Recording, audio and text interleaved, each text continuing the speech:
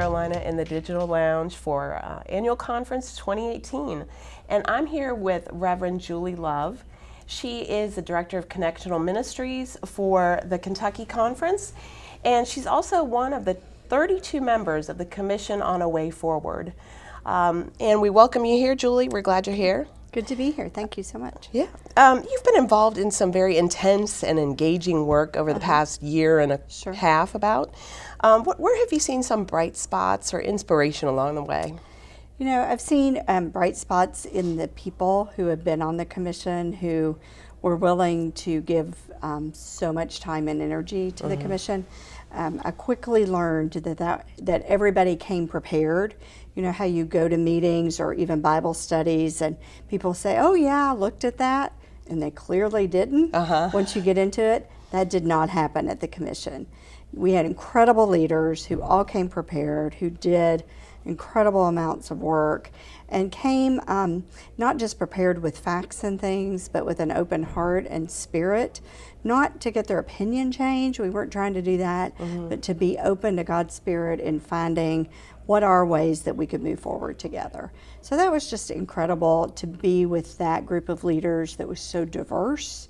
I learned a lot about other cultures and realized how many times, at least I do, and probably we take for granted or think we know a culture and we don't.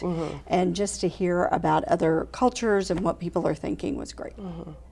Well, as I heard from your session, you did a lot of reading. Yes. You know, do you remember how many books you read in total? I don't remember how many books, no. But quite a few. Yeah, Okay. yeah. Well, where did you see generosity show up in the process of A Way Forward? Right.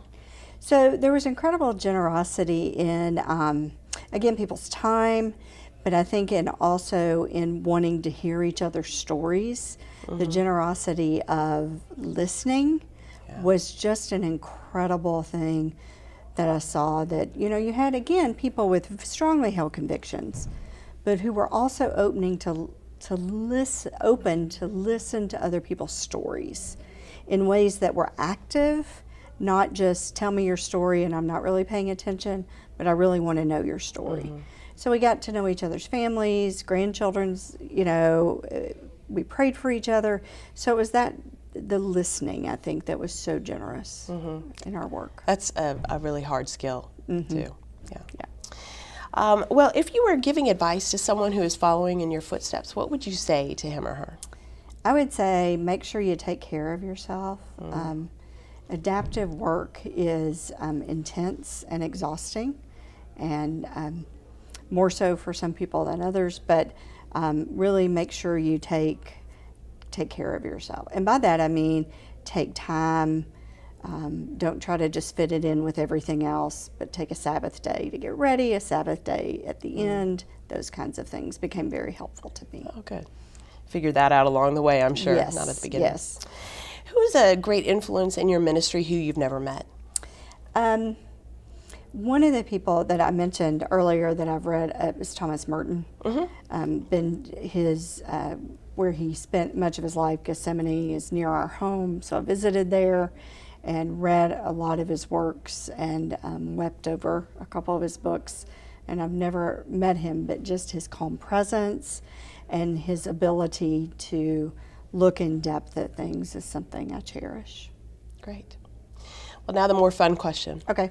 What's a revelation you've had in your life? That chocolate is always necessary, and calories really don't count with chocolate. So did every meeting on A Way Forward include chocolate? I measured Way Forward meetings by how many full-size Hershey bars I'd had a particular day. So, yes, I always went with a huge stash of Hershey bars. It's good to have. Yes. All right. Well, thank you for spending time with us today and being here in the Digital Lounge. Good to be with you. Yeah. Thanks so much. Thank you. Appreciate it.